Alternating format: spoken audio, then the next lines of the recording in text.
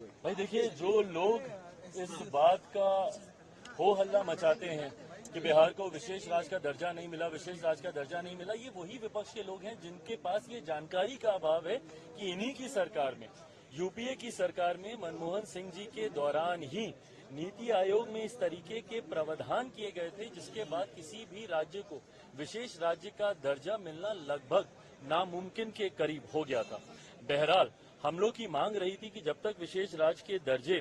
का दर्जा हम लोग को नहीं मिलता, स्पेशल पैकेजेस हम लोग को दिए जाएं। मैं धन्यवाद करूंगा मेरे प्रधानमंत्री आदरणीय नरेंद्र मोदी जी का, मैं धन्यवाद करूंगा हमारी वित्त मंत्री आदरणीय निर्मला सीतारमण जी का कि उन्होंने बिहार को जिस तरीके से स्पेशल पैकेजेस देकर, और मेरे लिए बिहारी होने के नाते खुशी की बात है, और मेरी पार्टी लोक जनशक्ति पार्टी रामविलास ने हमेशा बिहार फर्स्ट बिहारी फर्स्ट के विजन के साथ आगे बढ़ने का काम किया है। इस बजट में बिहार फर्स्ट बिहारी फर्स्ट को भी धरातल पर उतारने के प्रावधान दिए गए हैं। जहां एक तरफ इंफ्रास्ट्रक्चर इसमें मजबूती देने का काम किया गया है, वहां पे ब्रिजेस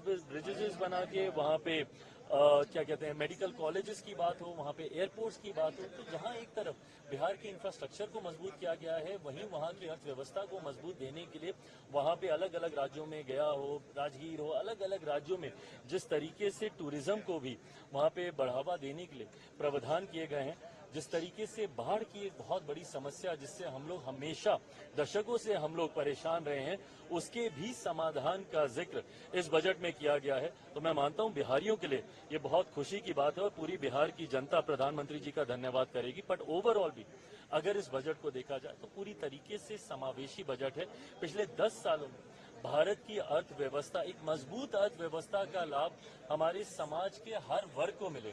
युवाओं को मिले, महिलाओं को मिले, किसानों को मिले, मध्य वर्ग के लोगों को मिले, इस बात का ध्यान भी इस बजट में रखा गया है। मैं मानता हूं कि एक बजट, ऐसा बजट जो युवाओं से जुड़ी सबसे बड़ी समस्या बेरोजगारी का भी जिक्र करता है, एमएसएमई सेक्टर को जिस तरीके से मजबूती देने की बात की गई है, इसमें एमएसएमई सेक्टर एक रीढ़ की हड्डी है हमारे देश की अर्थव्यवस्था को लेकर। तो मैं मानता हूं कि विकसित भारत के निर्माण में ये एक मजबूत नींव की तरह इस बजट को देखा जा सकता है। सवाल कि आप कह रहे हैं समावेशी बजट है, सारे सांसद जो निकले विपक्ष के वो तो कह रहे हैं आंध्रा बिहार का बजट है, ये सरकार बचाने वाला बजट है। इन लोगों को अगर अपने राज्य में अगर गरीब नहीं दिखते, अपने राज्य में अगर इनको किसान नहीं दिखते, अपने राज्य में इनको मध्य वर्ग के लोग नहीं दिखते, अपने राज्य में इनको महिलाएं नहीं दिखती या युवा नहीं दिखते, तो मैं इनकी सोच के ऊपर कोई टिप्पणी नहीं करूंगा। जब इस वर्ग का जिक्र किया गया तो इस वर्ग से आने वाले हर व्यक्ति, भले वो किसी भी राज्य में रहता हो, उसकी सुविधा का जिक्र किया गया। जब आम आदमी की आमदनी को बढ़ाने का